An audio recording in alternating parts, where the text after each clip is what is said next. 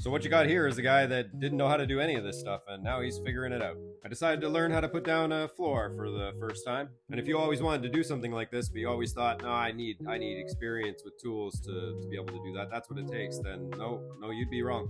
Anybody can learn how to do this. It just takes the confidence to believe that you can accomplish it. Now, we left off in the last video. I'm approaching the staircase here. I'm just going to finish laying the subfloor. I got the easy part still going. And yeah, doing some of this stuff, it takes a few tools, but you'd be surprised that most projects, you just need the basic tools to be able to get that done. And you can find tools for cheap out there. There's lots of used tools on Marketplace. Go check that out. The point is, there's ways to get yourself prepared, and there's ways to feel like you can accomplish it. You don't need the best quality of everything just to be able to do a project.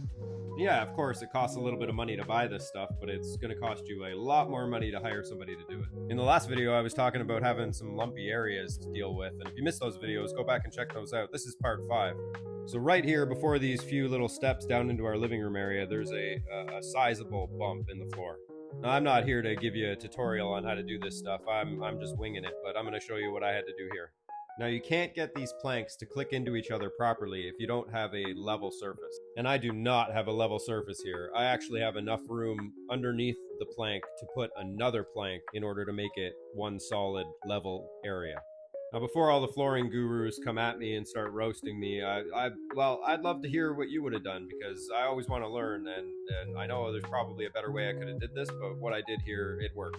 Now, keep in mind, I'm just winging this, right? But I think what I did here was pretty smart. I mean, I fit another scrap plank underneath each plank that was affected by this lump in the floor, and that was able to give me a nice, solid ability to connect my planks. And don't worry, I did that for all of the planks that are leading from that lump to the staircase, so it's not just this one in the video here. Now, if you're thinking I could have just put another layer of subfloor, the subfloor was actually too thick, but the planks were basically just the right size. But yeah, I was pretty happy with myself here because, I'm working with what I got, and this place is far from perfect, and it's really old. And something I realized pretty quickly as a beginner was you want to keep all your scrap pieces because you could probably end up using them. So this area right here, this is all 2 planks, one on top of another, just to make this level surface.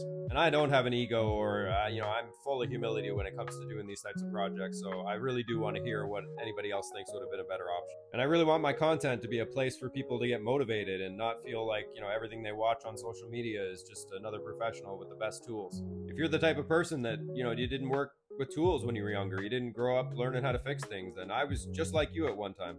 The next part of this project is going to be the last video, so keep your eyes open for it. Like I said, if you like this video and you like this content, go back and check out the other parts, and come on this journey with me and feel motivated that you can start to do this too.